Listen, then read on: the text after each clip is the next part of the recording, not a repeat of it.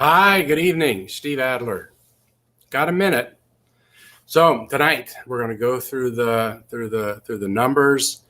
Looks like the Attorney General was in the news earlier today. I'll probably touch briefly on that, and then we have some questions that I'm going to answer for a family. But let's begin with the numbers. We begin with the numbers because here in Austin, we are driven by the science and the data. Because we're driven by the science and the data, we have the ability to stop our ICUs from getting overwhelmed.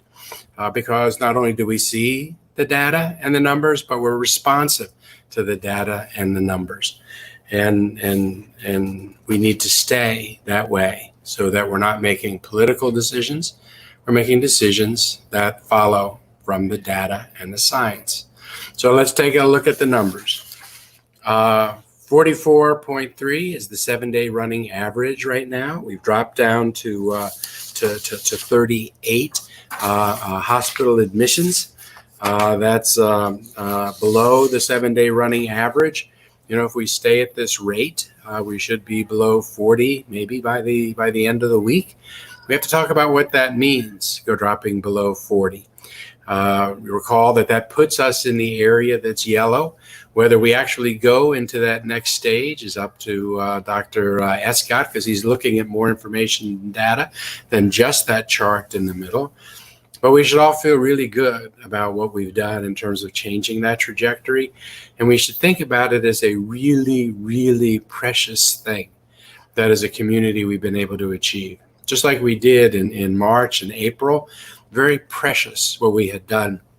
People staying home, great inconvenience, more than that. I mean, just great effort. We were able to bring it down. We lost it in May and in June. And now we were scurrying. We stood up the potential to open up the convention center, still available to us. People were scared. Doctors right now in our city, exhausted and tired. And that was even with us stopping the trajectory. And now it's coming down. And we need to think about this as a really, really precious thing that we have in this community because of all the work that we did in this community. And we need to protect it and take advantage of the fact that if we do protect it, then it's going to make it better for us to be able to open up businesses and sustain them, to get people in schools and to sustain schools being open. We're not there yet. And we won't be there at all if we can't protect it, which is why we need to be governed by the science and the data and not by politicians. Let's take a look at the number to the right. Those are the number of cases we have today, 232. It wasn't that long ago we were looking at cases 600-700, the doubling time at 71 and a half. The mint-colored numbers in the middle. Hospitalization, 7-day running average, 411. Tonight we have 370 people in our hospitals. Again, number lower than our 7-day running average. And the 7-day running average is continuing to come down, and yet we're below that. The number of people in the ICUs, 7-day running average 147. We have 133 people in our ICUs. And then the number of people on ventilators, 103, 7-day running average number of people there tonight, 97. So again, lower than the 7-day running average, which is great. Go to the next chart, will you, Anita? This is the second dashboard that's on the city site. Total number of cases, 19,952.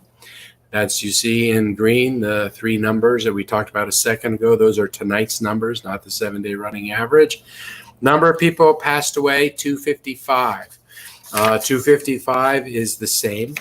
Virtually is the number we had yesterday relative to what we've been doing. It's an increase of 3 people. 3 people is still a lot for each one of those families. We're finding that while the other numbers are going down, we're still having a high number of people that are dying. This virus is serious. Some people talk about, you can put children in schools and children are never going to get the virus. Not true that they don't get the virus, but probably it doesn't really hurt them or impact them in terms of severity of the case. But that's not the concern with children getting the virus. It's that they give it to other people. Those children end up going home. And they can, if they get infected, they can give it to family members. Those family members can give it to grandparents or great aunts. It increases the virus load in our city, and as long as the virus load is high in our city, then it makes it more and more difficult for us to justify groups of any measure of size, because if the virus load's high, then you know that somebody in that group probably has the virus, even if they know they didn't have it. So it's not so much that the children get it. It's more than that. It's that they participate in this ecosystem with this virus that just knows to jump from person to person. Let's take another look at a different dashboard, a different chart that is among the information and materials that we look at. A couple new ones for you to see tonight. Just different kinds of chart. This is positivity in Travis County tests. So these are the tests that are given by Austin Public Health, Central Health, Community Care, some of our other partners, the hospitals that are giving tests. This is not all of the tests because we have small clinics and doctors and other people that are giving tests that we don't know about this. But this is probably the most of the tests that we have that are being given in the city. Each one of those blue graphs is a week. It started the first week in June on this chart and goes from the 19th to the 25th. What you see in blue is the number of people that got tested. If you look on the left-hand side, you see the scale, and you can see in the first week of June, we gave a little under 8,000 tests. In July 12th to July 18th, up over 12,000 tests. From 7/19 to 7/25, it's showing right now 8,000 tests, but that number will go up because we haven't gotten back all the tests that were taken in that period of time. So when we get those tests, then we'll be able to recognize them. So that 8,000 number will go up. I suspect it'll go up to in the neighborhood of that 12,000 number. It's important to look at the infectivity. So of all the people that are getting the tests, back in June, it was going up during the course of May, got up to 8%.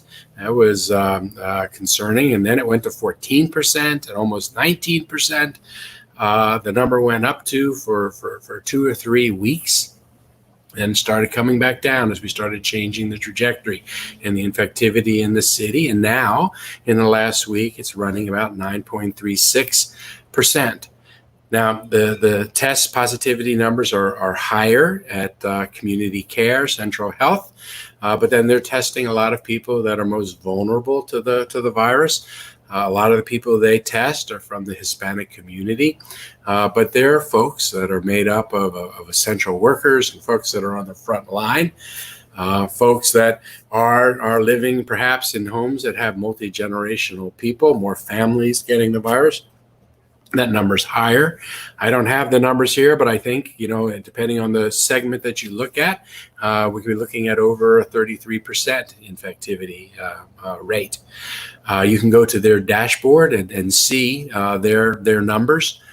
But if you go back to that other chart for just a second, you can see that our numbers have come down here to that 9.36%. We need to drive that lower.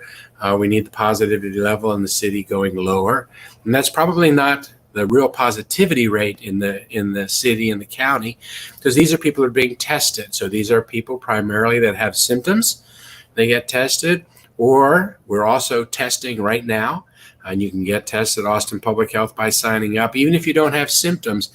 If you are part of a class or a community of people who are most vulnerable, most susceptible, and you had contact with someone that had the virus, then you can sign up for a free test as well. Go through the assessment process. And now we'll go to the next chart. This is a chart that shows you what percentage of the positive cases are by age. And you can see that of everybody we're testing, the age group that is responsible for most of the positive tests, more than any other age group, are people 20 to 29 and then 30 to 39. So these are the people that are getting tested, getting positive, and probably most contributing to the spread of the virus around the city just because there are more of them. Again, even if somebody 20 to 29 or 30 to 39 doesn't have the severe case that someone has who's over 60, the concern is it keeps the virus in our community. It keeps the virus jumping around from person to person to person. But I just thought it'd be interesting for you to see what the age breakout was. As those numbers start going down in the 20 to 29 range and the 30 to 39 range, then the percent of people that have it that are older will start rising relative to the others, and we'll see the death count continuing to stay with us. Tragically, because that's the most susceptible population, and those are the outcomes and numbers that ultimately we'll see. But again, this community did a really good job with that trajectory. It does look like it's coming down, not even plateauing. There's great opportunity for our community because we have a number that's come down. If we treat it like the precious commodity that it is, if we're vigilant and want to protect it, and I'll talk about that in just a second. The city has asked me to remind everybody again that PEBT program, this is the free meals for families that participate in the free or reduced lunch program. There's a benefit for those families. It's the equivalent to like $285 per child. So we know that there are a lot of families and parents that are not participating in that program. It's valuable. They just extended the deadline to show up, but it's coming up really quickly. So we just urge everybody to do that.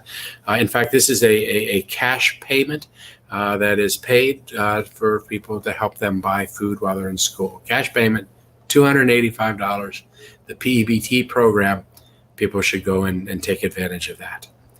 Austin Public Health teaming up again with the U.S. Hispanic Contractors Association and other community partners to host a pop-up testing site at Sacred Heart Catholic Church. I understand it's going to happen this Saturday from 7 to noon. Tests are first come, first served. There's a limited number of tests. So if you get there after the tests have all been given, even though you're there, you're not going to be able to get a test.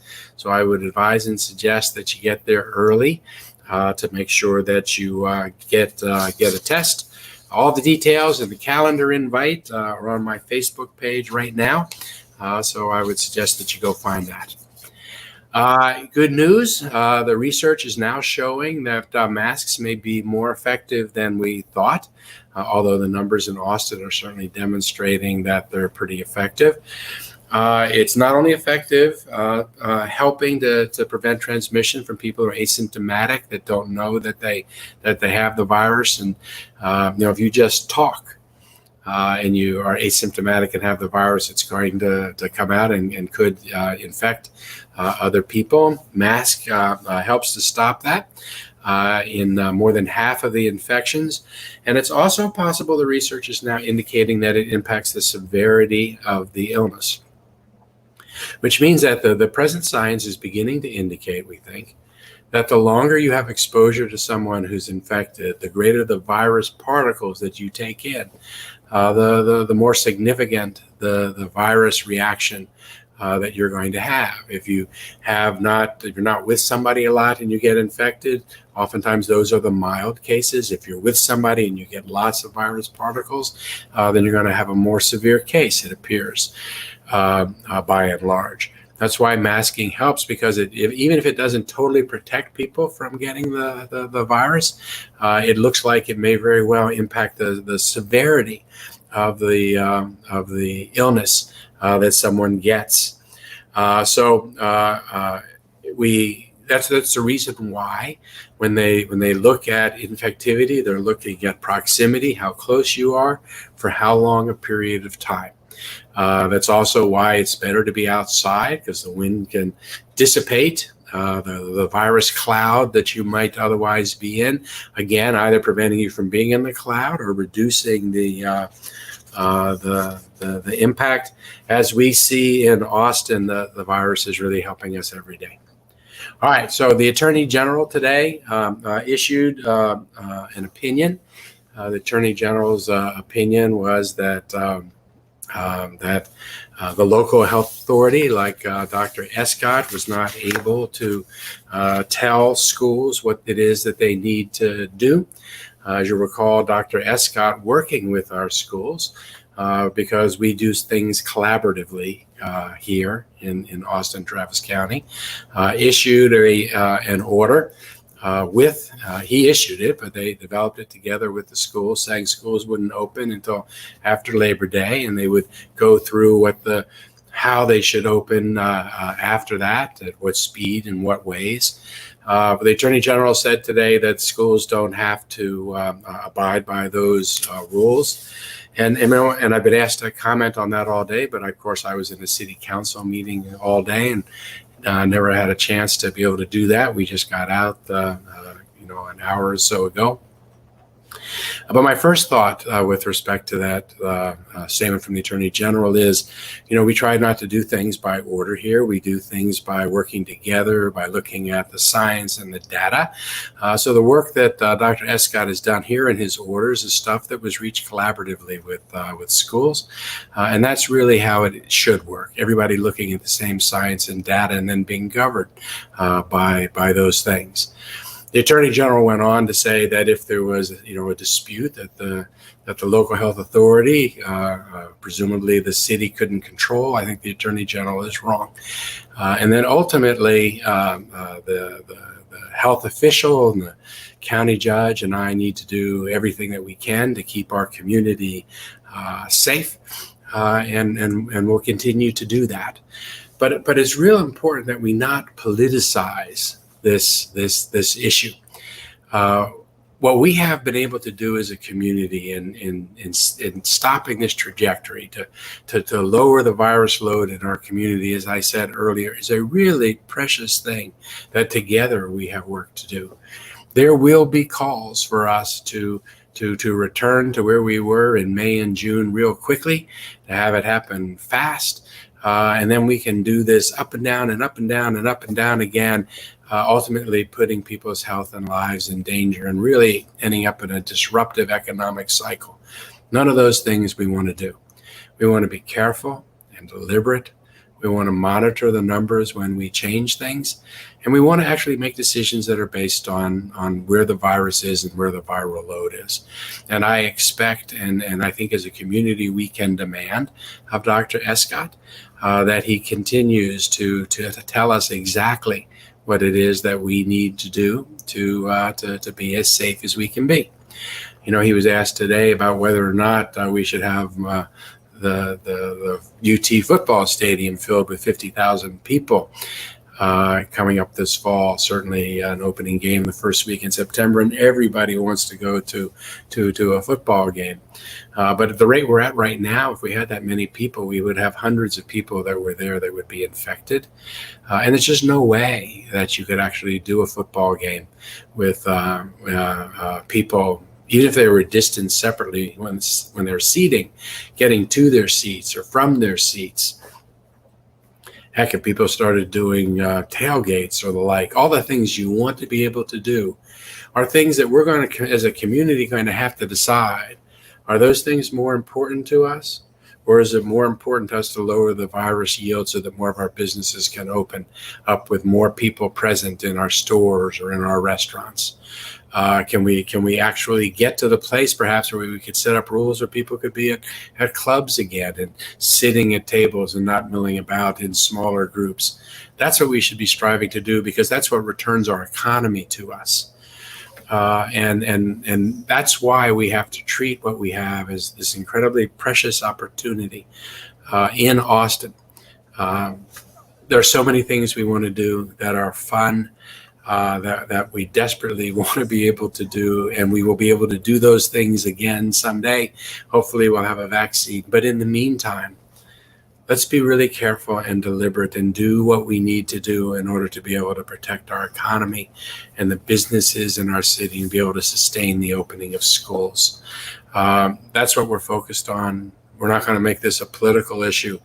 And my hope is that all the politics will leave us alone and let us here in Austin be science and data driven, focused on the health of our community, and acting deliberately in ways that best enable us to be able to do the things that we want to do. The goal is not to get into a dispute with anybody at the state level, with the Attorney General or otherwise. My hope is we can continue to do things here locally by agreement. It's the best way. It's everybody working together. The statement from the City of Austin was that the Health Authority's school closure order was a control measure issued in coordination with the Texas County Superintendents. The purpose of the order is to protect the health of the public. The City of Austin will continue to work closely with school officials and leaders to ensure the health and well-being of our children, our faculty, and our staff. That is as it should be, and we're going to continue to be motivated that way in our city, and we will continue to get you the information and data and numbers so that you can make the best decisions. And remember that right now, we're in a much better place with our hospitals than, say, the other major cities in the state, South Texas especially. Our community started doing what it needed to do to change that trajectory before anybody started changing orders. We had a community that was watching the numbers and knew what it was that they needed to do. That's why I love this city. And that's why I love living here. All right, so cabin fever, not something that is new to many of us right now. Getting outside is just a great way to change of scenery. You have to stay safe. Local family sent me a question asking about the use of city parks, because they have, during the stay-at-home period, Sebastian, who is 5 years old, and his parents have been checking out different locations around the city, looking at the outdoor art that we have in these parks. They've apparently made a scavenger hunt of the Austin parks and the art that are in those public art in and around the city. I understand that Dad, Kevin, is the navigator, and that Mom is the driver. But here is Sebastian with Dad traveling around our parks, looking at the outdoor art, with Mom, who is the navigator or the driver. Sebastian, the dad, is a beautiful art that Sebastian found here. So the question that they asked was, hey, are Austin parks closed?